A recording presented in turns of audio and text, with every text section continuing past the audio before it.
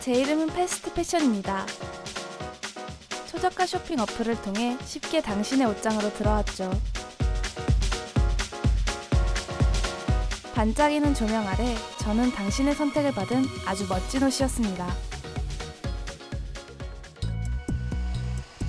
하지만 그 사랑은 길지 않았습니다. 결국 짧은 유행이 끝나자 저는 버려졌습니다. 지금 여기 보시라도 저기 멀쩡하잖아요. 깨끗해. 네.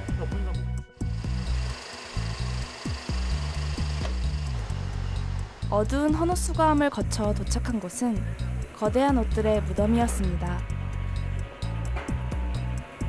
그곳에서 저는 이름도 모를 친구들과 함께 배에 실렸습니다. 동남아로 많이 나가고요. 그 다음에 아프리카, 그리고 이제 약간의 중동 지역. 새로운 주인을 만날 수 있을 거란 희망도 잠시. 저와 같은 옷들이 너무 많았던 탓일까요? 그곳에서도 환영받지 못한 채 그대로 땅에 묻혔습니다. 문제는 제가 쉽게 사라지지 않는다는 겁니다. 제 몸을 이루는 합성 섬유는 완전히 분해되기까지 100년이 넘게 걸리거든요. 쉽게 구매되고 쉽게 버려진 옷은 썩지도 않은 채 수백 년간 이 땅에 남게 됩니다.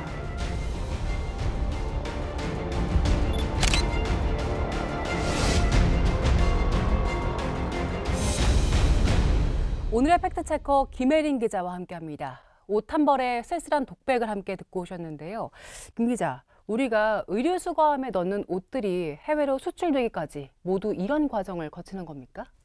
많은 분들이 헌옷을 수거함에 넣으면 당연히 재활용될 거라고 생각하지만 저희가 추적한 현실은 그 기대와는 조금 거리가 멀었습니다.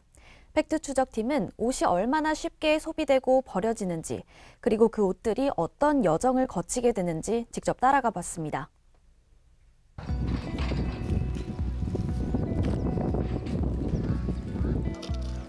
옷이 버려지는 거대한 흐름은 어디서부터 시작되는 걸까? 제작진은 먼저 시민들의 옷장 속 이야기부터 들어봤습니다. 1년에 옷을 몇 벌이나 살까? 가장 많은 스티커가 향한 곳은 11벌에서 20벌 사이. 계절당 2벌에서 5벌 사이의 옷을 구매하는 셈입니다. 빠르게 변하는 유행을 놓치고 싶지 않은 마음을 엿볼 수 있습니다. 그냥 쉽게 질려가지고 그냥 그날그날 이쁜 거 다 사는 것 같아요.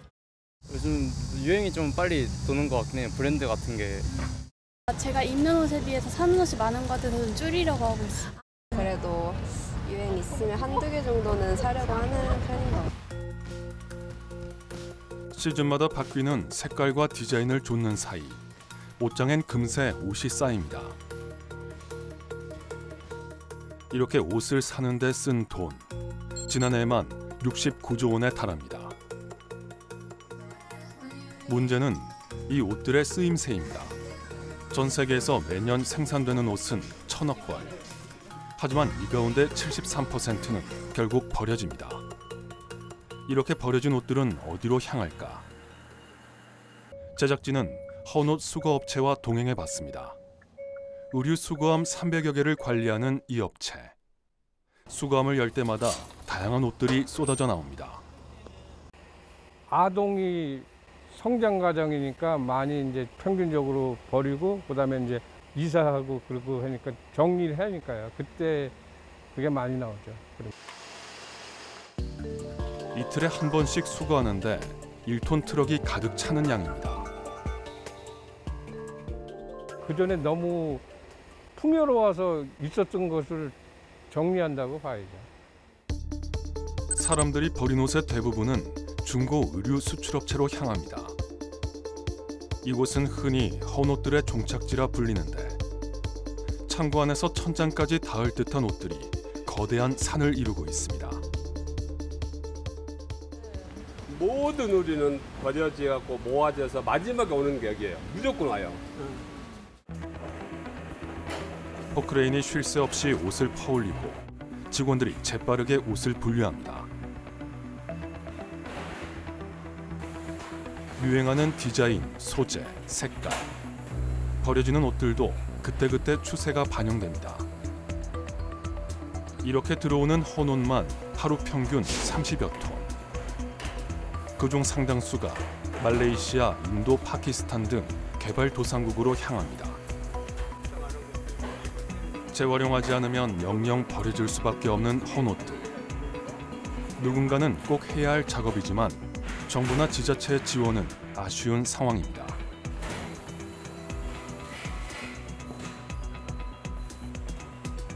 분리한 뒤 폐기하기로 한 헌옷들의 소각 비용도 업체가 부담하기 때문입니다. 굉장히 노동력을 굉장히 많이 흡수하는 사업인데 나라에서 그런 도움을 좀 줘야 되지 않느냐. 폐기물 처리 비용 같은 처리를 좀 원활하게 하게 하면 소각장을 지자체 소각장에 좀 버리게 해준다든가. 또 업계 관련자들은 정부의 재활용 지원금 제도도 아쉽다고 평가합니다.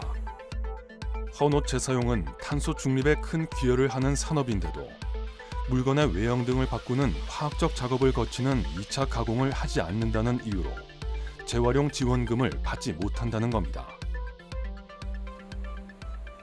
이 의류를 버리면 생활 폐기물이고 여기 공장에 들어오면 산업 폐기물이에요. 그래서 생활 폐기물은 시에서 수거를 합니다. 그런데 여기 들어오면 산업 폐기물을 해가지고 당신들이 알아서 처리하십시오. 그렇게 돼 있다고요. 이걸 우리 힘으로 오래 갈 수 있느냐? 그 이제 한계점에 도달했다는 거예요. 네, 지금 버려지고 있는 옷의 양이 실제로 얼마나 됩니까? 네, 지난 2023년 기준으로 분리배출된 폐의류는 11만 톤이 넘습니다. 2019년과 비교하면 2배 가까이 늘어난 수치입니다. 4년 만에 2배라니 정말 심각한데요? 게다가 이건 의류 수거함 등을 통해 공식적으로 집계된 양만 포함된 겁니다. 종량제 봉투에 섞여 버려지는 섬유 폐기물은 무려 39만 톤에 달하는 것으로 추정됩니다. 재활용될 기회조차 놓치고 버려지는 옷들이 훨씬 더 많다는 이야기네요. 네, 이렇게 버려지는 옷더미는 이제 단순한 양의 문제를 넘어서 환경까지 위협하고 있습니다. 해외로 수출된 헌옷 상당수는 재활용되지 못한 채 소각되거나 매립돼 또 다른 환경 오염을 낳습니다. 옷을 만들고 유통하고 폐기하는 의류 산업 전체가 거대한 오염의 원인이 되는 겁니다.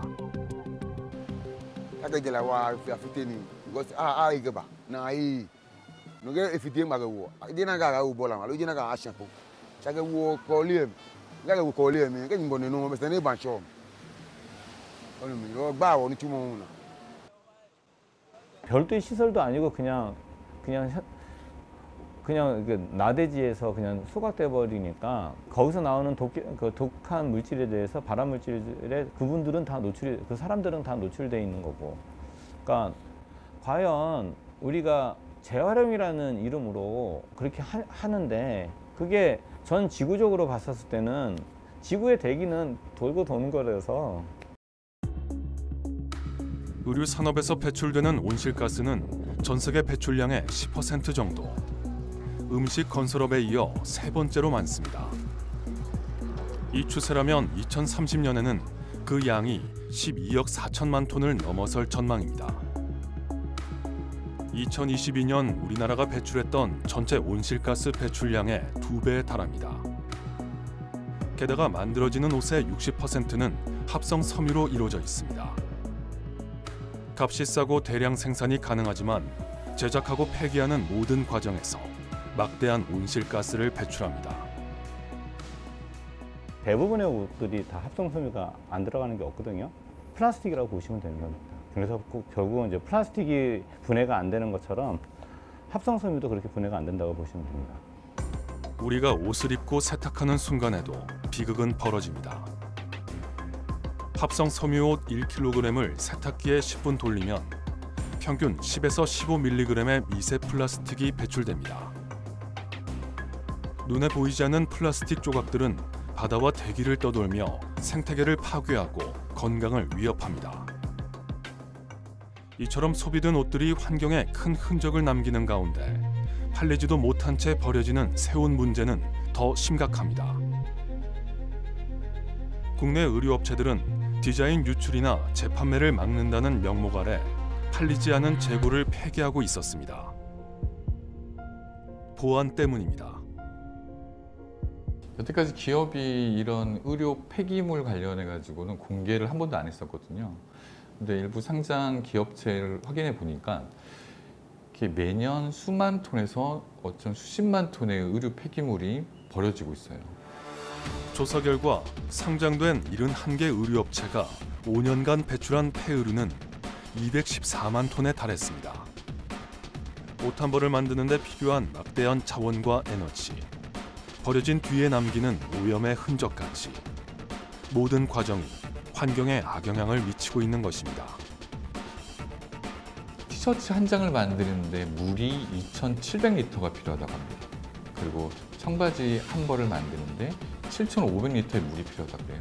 이게 소각이 됐을 때는 미세먼지며 온실가스 문제가 있고 결국에 옷 한 벌 때문에 자원 문제 그리고 환경 문제가 다 같이 문제가 되는 거죠. 우리가 계절마다 넉넉히 샀던 옷들이 엄청난 환경오염을 불러일으키고 있던 건데 경각심을 좀 가져야 될 것 같아요. 네, 전문가들은 막대한 폐의류로 발생하는 환경 오염이 결국 우리 건강에도 악영향을 줄 수 있다고 경고하고 있습니다. 해외 상황도 궁금한데요. 각국에서는 어떤 움직임 보이고 있습니까? 네, 유럽에서도 매해 발생하는 폐의류를 줄이기 위해서 다양한 대책들을 내놓고 있습니다. 패션의 수도라 불리는 프랑스 파리.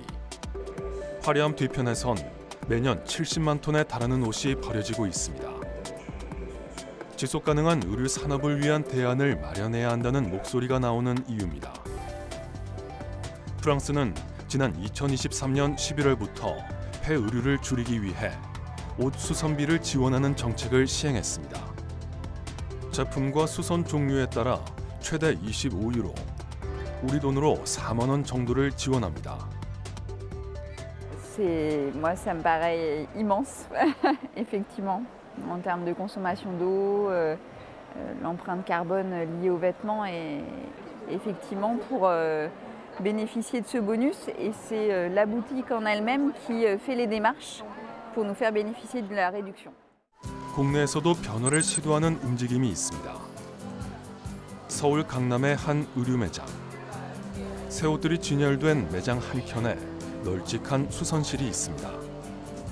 혼옷을 무료로 고쳐주는 공간입니다. 이 브랜드에서는 자사 제품은 물론 어떤 옷이든 무상으로 수선해주는데 소비자들이 옷을 최대한 오래 입도록 하자는 캠페인의 일환입니다. 저희는 오래전부터 옷을 더 오래 입는 것이 가장 직접적이고 효과적인 환경 보호라고 믿어왔습니다. 기존 옷을 수선해서 오래 입는 것만으로도 환경 부담을 크게 줄일 수 있습니다. 수십 년 경력의 김천식 씨도 이곳에서 수선 작업을 하며 특별한 보람을 느끼고 있습니다. 조금 손상이 간 옷도 품을 들여 수선하면 더 오래 함께할 수 있습니다. 더 입을 수가 있는데 옷을 갖다 이렇게 저 폐기해버리고 하는 게 조금 좀 안타까울 때가 좀 있어요. 좀 딴 데서 이렇게 너무 옷이 너무 낡아가지고 저 옷을 갖다가 수석에 불과 이런저런 하는 옷을 우리가 손봐가지고 또 이렇게 좋게 만족해서 가실 때가 또 제일 또 이렇게 옷의 수명을 늘리려는 노력과 함께 옷을 폐기하는 과정도 중요하다고 전문가들은 지적합니다. 해외에서는 의류에 대한 생산자 책임 재활용 제도가 활성화돼 있습니다. 제품 생산부터 폐기까지 전 과정에서 발생하는 환경 부담을 생산자가 책임지고 헌옷의 재활용도 의무적으로 이행하도록 하는 겁니다. 이미 프랑스와 네덜란드, 헝가리 등에서 시행되고 있는데 국내에도 도입해야 한다는 목소리가 높습니다.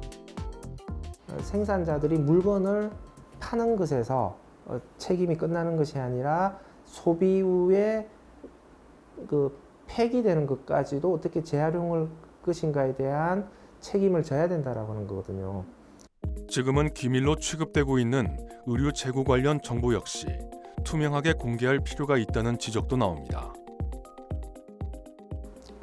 처리업체들하고 비밀 유지각 쓰거든요. 소각업체들이 저 의류 회사의 재고를 저희가 몇 톤 소각했습니다. 이거 밝히면 안 돼요. 그러니까 깜깜이거든요. 그래서 이 부분과 관련 결국 폐유류를 줄이기 위해서는 생산부터 폐기까지 모든 과정을 정부가 투명하게 관리 감독하고 의류 생산자들의 책임을 새롭게 규정해야 합니다. 재고 의류가 얼마만큼 발생했고 이걸 어떻게 처리했는지에 대해서 정부에 매년 보고를 해라. 그리고 규모가 있는 업체들은 이거는 소각이나 매립을 하면 안 된다. 그러니까 이런 식의 일단 재고 의류에 대한 생산자들의 책임들을 규정하는 것도 지금 시점에서는 필요할 거라고 생각합니다. 팔리지 않은 새 옷까지 이렇게 대량으로 소각되고 있는 걸 보니 충격적인데요. 우리가 입는 옷 한 벌이 주거에 이렇게 큰 짐이 되고 있는 줄은 몰랐습니다. 자, 이 거대한 폐기물의 흐름을 끊어낼 방법을 이제는 찾아야 될 것 같습니다. 네, 더는 방치할 수 없는 문제입니다. 다행히도 패션 산업의 어두운 이면을 해결하기 위한 의미 있는 시도들이 시작되고 있습니다. 충북 진천군에 있는 아담한 주택. 평범한 집처럼 보이지만 버려진 옷 12,000벌로 만든 집입니다. 계단과 단열재는 물론 지붕까지 주택의 거의 모든 부분을 섬유 패널로 만들었습니다. 이제 저희가 직조 과정처럼 매트리스처럼 이렇게 쫙 풀어가지고 이렇게 층층이 쌓아서 이제 만들어주는 과정이 있고요. 규격화된 크기가 되면 이제 고온 압축으로 해서 프레스가 되고 있습니다. 옷의 섬유를 재가공해 내구성 좋은 건축 자재로 환골 탈퇴했습니다. 폐유류로 만든 패널들은 주택은 물론 인테리어 소품과 벤치 등 가구로도 만들어집니다. 그만큼 나무 벌목을 줄이고 숲을 지키는 효과로 이어집니다. 하나는 저희가 자원화라는 표현을 쓰는 이유는 버려지면 쓰레기고요. 이 쓰레기를 어떤 공정을 저희가 가지고 있는 공정을 통해서 새롭게 쓸 수 있는 재료가 되는 거잖아요. 일반적으로 저희가 쓰고 있는 목재판 있잖아요. 뭐 그런 걸 대체할 수 있도록 두께도 다양하게 생산하고 있습니다. 다른 아이디어도 있습니다. 전문가들은 폐유류는 탄소 함량이 높으니 이것을 소각해 열에너지로 활용하는 방안도 고려해야 한다고 제안합니다. 소각하는 과정에서도 열이 나오는데 그 열 자체를 우리가 또 회수를 하면 되거든요. 그 보일러 형태로 해가지고 열을 해서 주변에 공급할 수도 있고 또 그 열을 이용해서 우리가 발전도 할 수 있는 거고. 개발도상국에서 무분별하게 태워 환경을 파괴하는 대신 정화 장치가 설치된 통제된 시설에서 관리된 소각을 하는 편이 지구 전체에도 더 낫다는 판단입니다. 저게 개발도상국에 가면 아무 데서나 오픈된 데서 태워버리니까 그게 이제 그거는 제어가 안 되는 거고, 우리 일반 시민들에게 그 소각은 상당히 하면 안 되는 것으로 타부시화돼 있어요. 현재 기술은 어떻게 보면은 소각 같은 경우는 바로 이게 배출되는 가스가 딱 이게 정해져 있기 때문에 거기만 잡아가지고 거기만 컨트롤하면 우리가 상당히 깨끗하게 처분할 수가 있거든요. 실제로 지난 2017년 스웨덴의 한 열병합 발전소는 유명 의류업체 재고 15톤을 3개월간 화력 발전에 투입했습니다. 이처럼 다양한 대안이 논의되는 이유는 옷을 옷으로 다시 재활용하는 과정이 생각처럼 단순하지 않기 때문입니다. 현실적으로 옷을 재활용하려면 섬유의 종류에 따라 옷을 분류하는 과정이 필수적인데 여기에는 분명한 한계가 존재합니다. 면은 면 100%, 뭐 나이론 100%, 폴리에스터 100% 이렇게 하면 되는데 혼방으로 많이 옷들이 만들어지고, 그러니까 혼방을 해쳐가지고 우리가 재활용 어떤 원료로 쓰기에는 되게 제한적이거든요. 때문에 유럽연합은 폐유류를 재질별로 분리해 다시 원료로 되돌리는 물질 재활용 기술 개발에 적극적으로 나서고 있습니다. 우리 정부 역시 뒤늦게나마 대책 마련에 착수했습니다. 지난 5월 환경부를 중심으로 의류환경협의체를 출범하고 내년을 목표로 폐유류 분리 선별과 재생 기술을 개발하기로 한 겁니다. 수출과 소각에만 의존하던 악순환을 끊고 국내 재활용률을 높이겠다는 취지입니다. 우리가 옷을 사는 순간부터 버려지는 순간, 그리고 그 이후까지 모든 과정이 연결되어 있다는 것을 오늘 확인할 수 있었습니다. 네, 프랑스의 수선비 지원 정책이나 생산자 책임 재활용 제도처럼 이런 제도적인 장치뿐만 아니라 기술 개발은 분명 필요합니다. 하지만 그보다 앞서서 기업이 무분별한 생산이나 재고 폐기를 멈추고 또 정부가 이를 뒷받침할 제도를 마련해야 합니다. 마지막으로 소비자 역시 옷 한 벌의 무게를 다시 생각하는 그런 책임감 있는 자세가 필요하겠습니다. 네, 김 기자 수고 많았습니다. 오늘 팩트 추적은 여기까지입니다. 저희는 다음 시간에도 현상 이면에 숨겨진 사실을 쫓아 시청자 여러분 목소리에 귀 기울이겠습니다. 함께해 주신 여러분 고맙습니다.